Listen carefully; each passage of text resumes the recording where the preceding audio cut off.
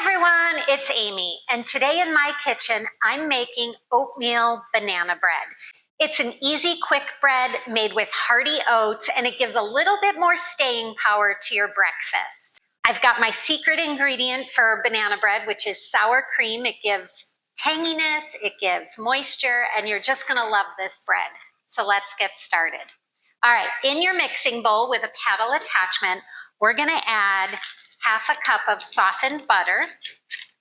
I'm gonna add 1 cup of sugar, and I'm gonna mix this for a couple minutes until it's fully combined. That looks great. We want that butter to really incorporate with the sugar.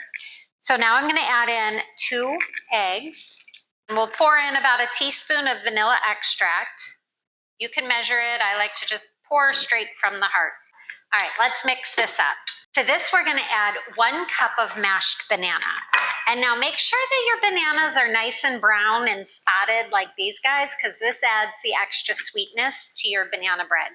You'll need about 2 large bananas, but since my bananas are a little soft, I think 3 is gonna be our magic number.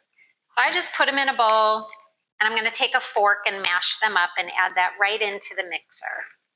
The browner your bananas, the sweeter they'll be. So if you have bananas that are still yellow or maybe a little bit green, do a little search on my website for how to soften your bananas quickly, and it will help you with this recipe. These are so soft, they mash so easily.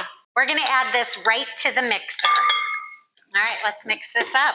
Perfect. Let's add in the dry ingredients. You'll need 3/4 cup of oats. These are old-fashioned oats.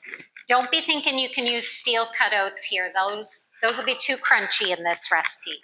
You'll also need 1½ cups of all-purpose flour, 1 teaspoon of cinnamon, 1 teaspoon of baking soda, 1 teaspoon of baking powder, and ½ teaspoon of salt. So we're gonna add all of that right into the mixer. Let's give it a little mix just until it's combined. Okay, it's almost ready, but we need to add in the secret ingredient, and that's ½ cup of full-fat sour cream. Trust me when I tell you this changes banana bread for you. All right, now we're gonna give this a good blend. For today's recipe, you need a 9-inch loaf pan, and I'm gonna spray that with a baking spray. Most baking sprays already have flour in it, so your batter won't stick to the pan.